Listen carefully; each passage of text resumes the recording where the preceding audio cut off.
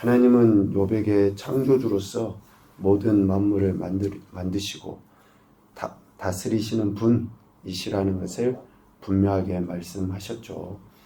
그 말씀을 하시고 하나님께서 물으시는 그 이야기에 대해 대답 좀 해봐라 라고 하나님이 요구하셨습니다. 하나님이 욥이 무슨 말 하나 듣고 싶어서 하나님이 요구하신 것에 욥이 잘 대답하나 듣고 싶어서 그 이야기를 하신 게 아닙니다. 우리가 대답을 한다고 해서 또 대답을 하지 않는다고 해서 하나님에게 아무런 영향도 미쳐지질 않아요. 내가 의롭다고 해서 또 내가 악하다고 해서 하나님에게는 아무 상관이 없습니다. 하나님은 그냥 홀로 영광 받으시는 그분이셔요. 그런데 왜 하나님이 자신의 창조주 되심과 주권자 되심을 나타내 보이시면서 특별히 욥에게 대답을 요구하시는가? 그것은 욥과 욥의 친구들 그리고 엘리후의 대화 가운데 각각이 욥은 자기 입장만 이야기하고 또 친구들은 친구들의 입장만 이야기하고, 그런데 그 입장이 어디서 나온 겁니까? 자신들이 경험한 하나님에 대해서만 이야기하는 거예요. 우리 예전에 이야기했잖아요. 그 맹인이 코끼리 잡는 거하고 똑같이. 내가 만지는 것이 코끼리예요. 벽과 같더라. 코끼리는 줄과 같더라. 내가 생각하는 하나님이 전부인 것처럼. 그러니까 욥의 세 친구들이 하나님에 대한 이야기가 틀린 이야기입니까? 아니에요. 엘리후가 이야기한 이야기가 하나님에 대해서 이야기한 게 틀린 거예요? 아닙니다. 그런데 한 가지는 뭐예요? 단적이고 단편적이라는 거예요. 욥이 경험한 하나님 단적이죠. 그래서 각각이 경험한 하나님에 대해서 이야기하다 보니까 다른 거죠. 다른 것을 틀렸다고 이야기하고. 그러니까 하나님께서 직접 나타나셔서 욥에게 말씀하심으로 인해서 도저히 우리 인간이 이해할 수 없는 하나님의 주권적 역사하심에 대해서 가르친 겁니다. 하나님의 주권적 역사하심에 대해서 도저히 우리 인간은 이해하지 못한다라는 것을 말씀하시는 거예요. 특별히 40장에는 베헤못, 우리 각주에 보면 하마라고 이야기하죠. 그리고 41장에는 리워야단, 악어라고도 이야기합니다.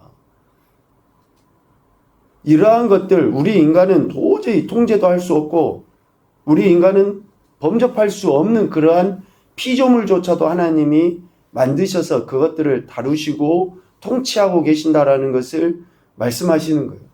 그러면서 우리 인간은 그런 것에 비하면 아무것도 아니고, 하나님의 위엄과 권위, 권세 앞에서는 우리 인간이 정말 아무것도 아니다라는 것을 하나님이 가르치시는 거죠.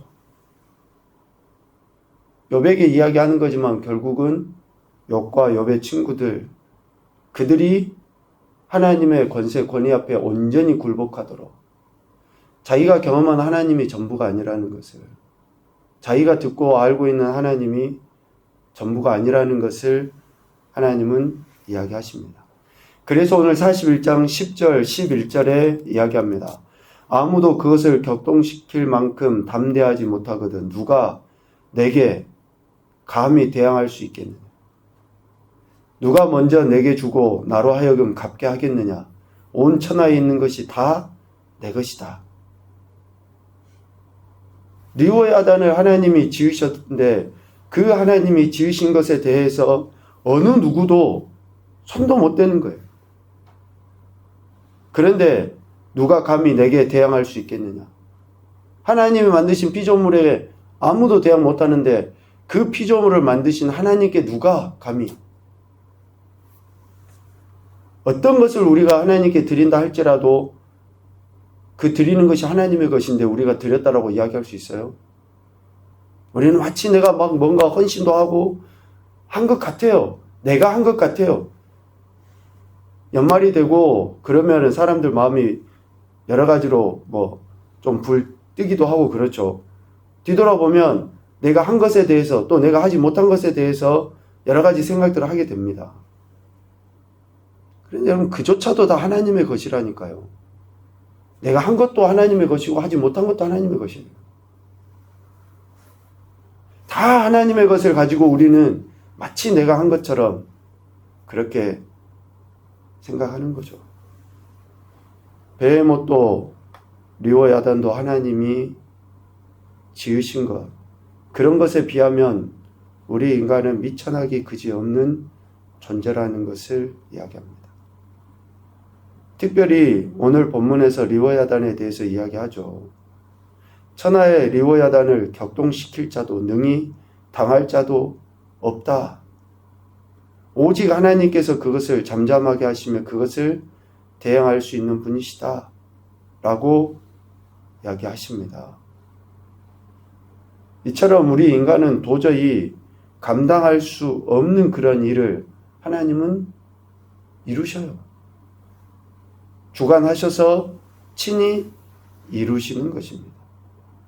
그러니까 이런 관점에서 욥의 고난을 보면 어느 한쪽으로 치우칠 수가 없다라는 거예요.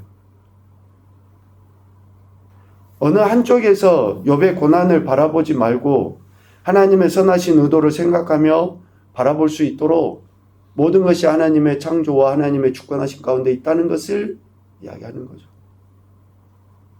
그러니까 어느 누구도 하나님께 대항할 수 없는 그러한 피조물, 그 피조물 중에서도 가장 미천하고 연약하기 그지없는 것이 우리 인생이다 라는 것을 하나님 말씀하십니다. 우리가 뭔가 좀 할 수 있을 것 같아서 해봅니다. 그러나 하나님 앞에서는 아무것도 아니다. 하나님께서 만드시고 다스리시는 모든 것을 이길 수 없다라는 거죠.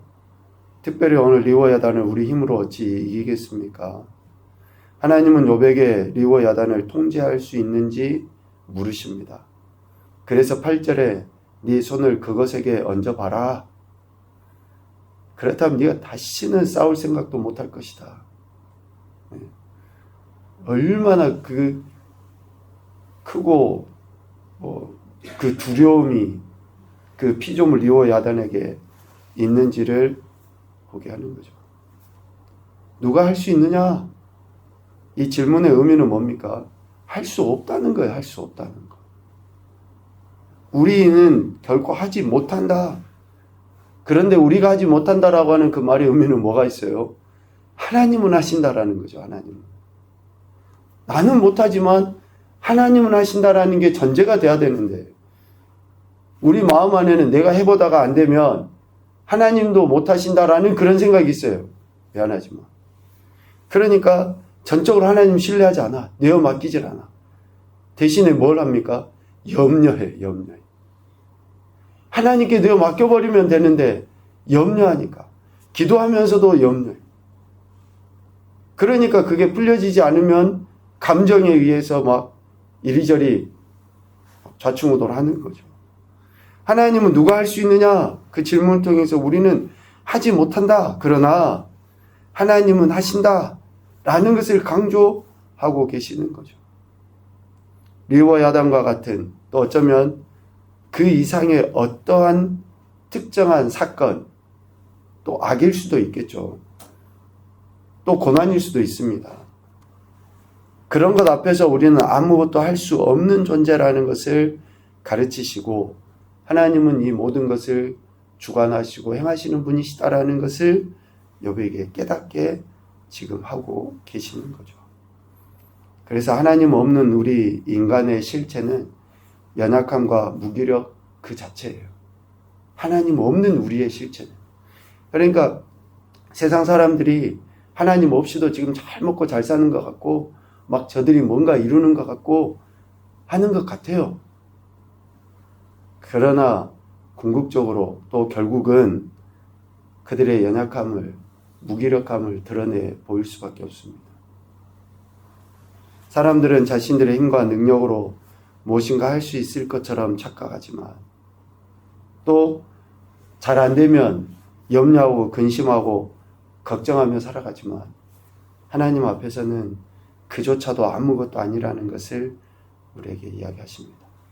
그래서 예수님은 마태복음에 말씀하시죠. 내일 일을 위하여 염려하지 말아라. 내일 일은 내일이 염려하게 돼 있다. 우리가 하는 것이 아니에요. 하나님이 하시는 거고, 하나님이 하시는 것에는 결코 실수가 없으시거든요. 왜 이런 것들을 만드셨어요? 눈에도 보이지 않는 그런 미생물 같은 거 우리는 뭐 보지도 못하니까, 또 유해 식물, 유해 동물, 왜 이런 거 만드셨어요? 이야기할 수 있지만 그것도 하나님의 뜻이에요. 왜 하나님 제게 이런 고난을 주셔요? 왜 안 풀려요? 그것도 하나님의 주권이고 뜻이라고요. 그러한 인생이라는 것을 우리가 인정하는 것이 믿음의 첫걸음입니다. 그것을 인정하고 따라가는 것이 가장 복되고 또 형통한 길에, 형통한 것의 지름길이에요. 그러니까 하나님을 신뢰하는 것은 입술이 아니라 진정 내 삶에서 하나님의 주권을 인정하는 순종의 태도로 나타나 보일 때이다 라는 것이죠.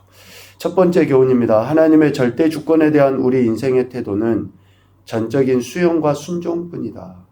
수용과 순종뿐이다.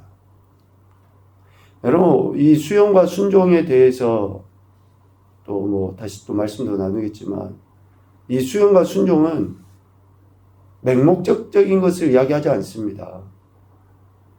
하나님의 절대 주권에 대한 수용과 순종은, 그래서 만약에 고난이다 그러면 왜 고난이 지금 내게 닥쳤는지를 돌이켜보는 거예요.